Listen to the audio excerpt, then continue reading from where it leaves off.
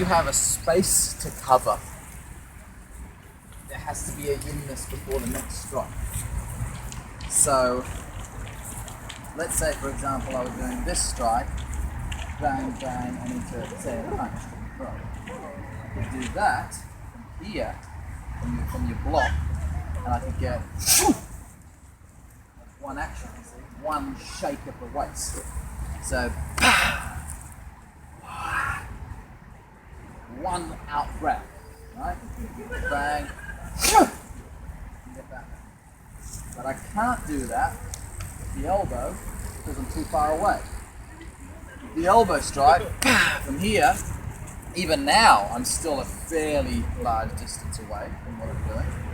But especially once I smash him in the face, he's going to go backwards, unless he blocks it, but that changes everything altogether. So we're assuming we're winning and we're getting him. So bang, what? Just move back a bit. What?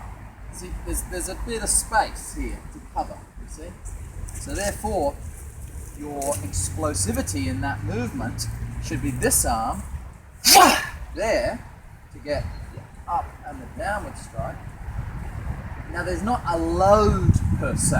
I don't want you to start going like, bang, we don't want to load the strike, but what we want to get is,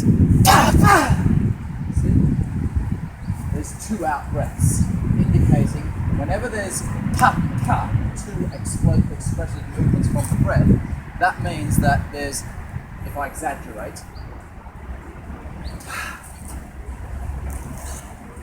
because I've got to cover that space between them. So remember, Fajing only happens here, in a small, tight, explosive manner.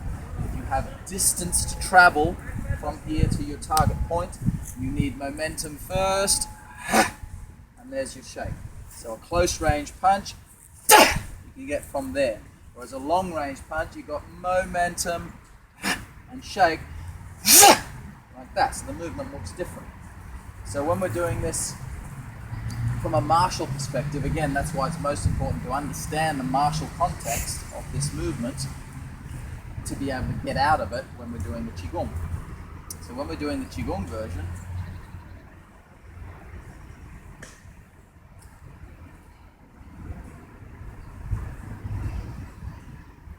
now as I say, I'm not saying that there should be like 1, 2, 3. Don't put a load. We don't want something turning back this way. That's bad habits of loading your punches. We don't want to do that. However, there's a change in your, kind of like your energy going forward. Here where everything's going out, and then there's almost like a moment of before coming in and expressing that power again. So you've got, again, the peak, a little dip before the next peak. So we get in Qigong mode when we're doing it slowly.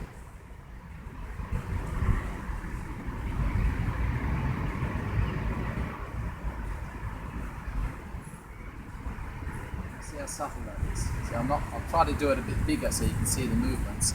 I'm going one, here's the strike, up. See, I don't want to do this.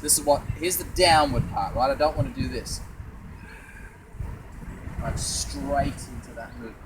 I want to go bang, I want to go up, down. See that? On the end of the down movement, it's like the elbow's just getting left behind. Yeah, it's in neutral. So it's it's like almost like there's a second wave. You've got a wave coming and a second wave. And again, you can only really understand it from that martial context, getting that happening, rather than trying to get something like